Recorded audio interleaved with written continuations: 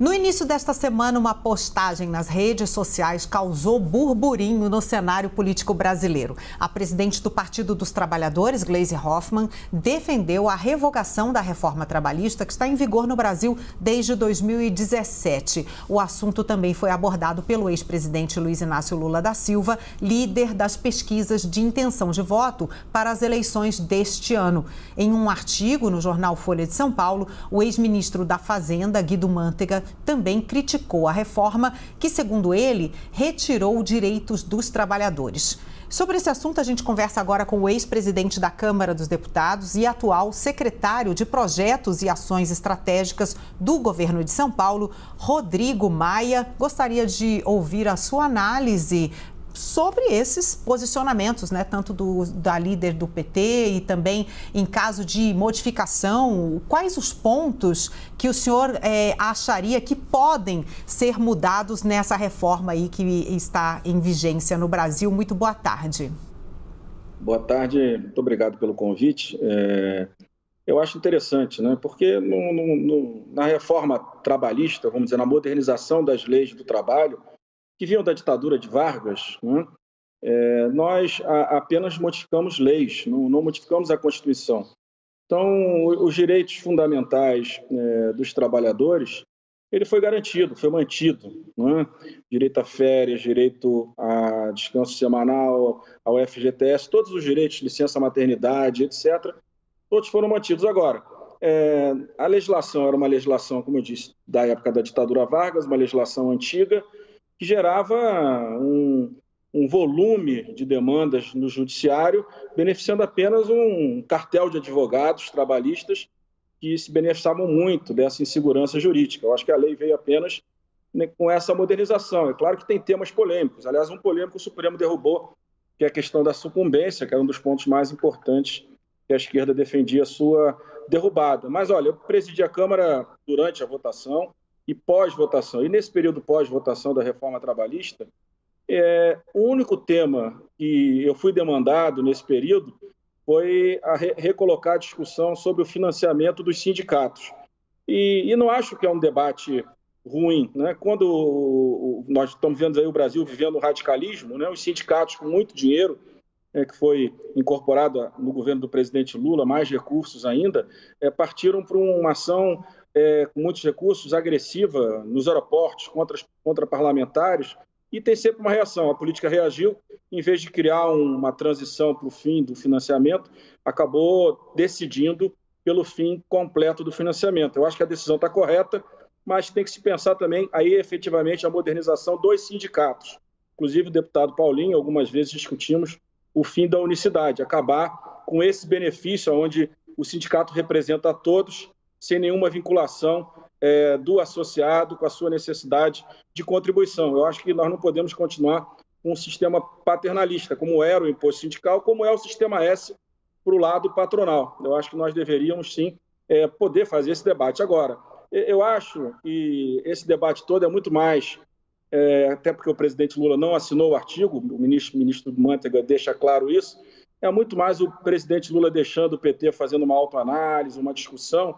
Na hora certa, é claro que o presidente Lula, que é o favorito para as eleições, de forma nenhuma ele vai entrar num debate gerando, não apenas nesse tema, mas outros temas que vieram a público hoje, em relação a matérias aprovadas, a autonomia do Banco Central, etc., ele não vai gerar uma insegurança institucional nem jurídica, como vem gerando o presidente Bolsonaro, que nós estamos vendo aí qual é a crise. Vocês estavam falando de inflação. Inflação tem muita relação com insegurança institucional e insegurança jurídica que o Brasil vive hoje.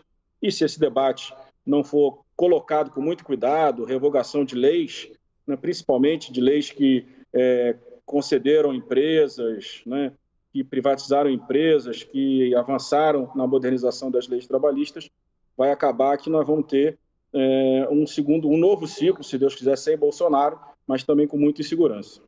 Secretário, vou pedir até que o senhor seja bastante sucinto, que o nosso tempo está acabando, mas eu gostaria de fazer mais uma pergunta com relação ao desemprego que, depois da reforma trabalhista, esperava-se que fosse diminuir, que aumentasse, né, a contratação de pessoal. Especialistas criticam, dizendo que talvez uma reforma tributária tivesse sido muito mais necessária para o aumento do emprego e principalmente para a formalização de empregos. Hoje nós temos 40% no mercado informal. Então, o senhor concorda com isso? E o senhor faria algum ajuste com relação a isso, a criação de empregos que estava sendo esperada ter sido muito maior e o próprio ex-presidente Temer reconheceu que não foi o esperado por eles?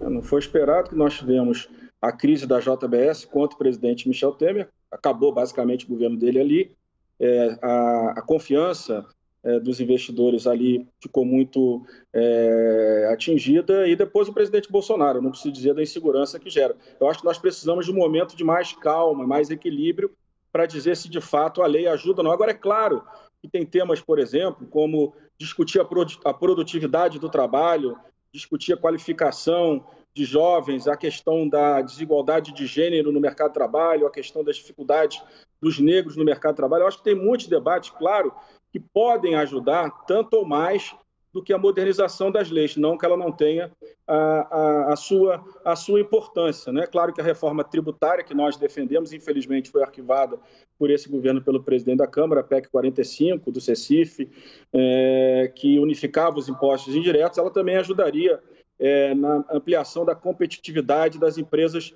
brasileiras. Infelizmente, pronta para votar no início do ano passado, infelizmente, o presidente da Câmara com o ministro da Economia resolveram arquivar, porque o sonho desse governo é a volta da CPMF. Então, eu acho que sim, a reforma tributária ajuda, a reforma administrativa, cuidando da qualidade do serviço público, também ajuda, né? E, principalmente, a gente discutir produtividade. Aliás, é muito interessante que o PT fale de emprego, mas o período que nós tivemos a maior queda da produtividade do trabalho no Brasil nos últimos anos foi qual período? 2013 a 2016, um acumulado de mais de 2%, 2,2%, no governo Dilma. Então, nós precisamos fazer a discussão racional e a discussão correta. Por que a produtividade do trabalho no Brasil é tão baixa em qualquer setor, principalmente no setor de serviços, que concentra 70% da mão de obra e, por ser uma qualidade muito baixa, acaba impactando toda a economia brasileira. O senhor acredita, então, que a reforma trabalhista não pode ser culpada unicamente e que, por exemplo, outros fatores seriam mais importantes nesse momento para criar empregos, como o senhor disse aí, a capacitação do trabalhador, a produtividade e até o próprio crescimento econômico? Claro, o Brasil precisa voltar a crescer. Nós precisamos discutir por que o Brasil não cresce. Vamos lembrar aqui a matriz econômica do governo do PT. Conteúdo nacional. As empresas passaram a ser obrigadas a contratar, principalmente a Petrobras, produtos de pior qualidade e mais caro. A questão do comércio internacional, proteção também, acaba gerando produtos mais caros. Toda essa matriz econômica, com mais de 300 bilhões no governo Dilma para o BNDES, com subsídio para os campeões nacionais, não deu em nada. A medida provisória do setor elétrico, que era para reduzir a energia, 105 bilhões jogados fora, desonerações que começaram no finalzinho do governo do presidente Lula e aceleraram muito com o IPI e aceleraram muito no governo Dilma, mais de 400 bilhões de reais. Fora tudo que eu falei da Petrobras, investimentos equivocados em refinarias, né, conteúdo nacional, como já falei, as licitações do pré-sal com obrigatoriedade de participação da Petrobras, o que travou os investimentos, né, os leilões do pré-sal. Então, acho que a gente tem que olhar os nossos erros, por que essas políticas não deram certo, né? Acho que no Brasil tem muito disso. A gente adota um programa, um projeto, e depois não vai avaliar se ele deu certo ou se ele deu errado. O Simples, por exemplo, que é tão apoiado. Se você olhar os documentos que existem sobre a qualidade da geração de emprego do Simples, você vai ver que os estudos eles não são tão positivos. Então, como é que a gente poderia melhorar o Simples para que ele também fosse um instrumento de melhoria da produtividade do trabalho no Brasil? Então, tem muitas coisas que precisam ser feitas. A reforma tributária, eu concordo, é uma delas, a unificação dos impostos indireto, uma maior progressividade do imposto de renda, onde...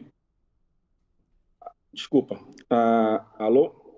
A gente perdeu o contato. Não, voltei aqui. Estamos ouvindo. Sim, voltou, por favor. Então, Gostaria que o senhor concluísse. A gente está com o nosso tempo quase terminado. Então, sim. Basicamente isso. Eu acho que tem muita coisa que precisa ser feita. Eu acho que ficar discutindo revogação de lei só vai gerar insegurança institucional para o processo eleitoral e, se o presidente Lula for eleito, para o próprio início de governo do presidente Lula. Mas eu volto aqui no que eu falei no início.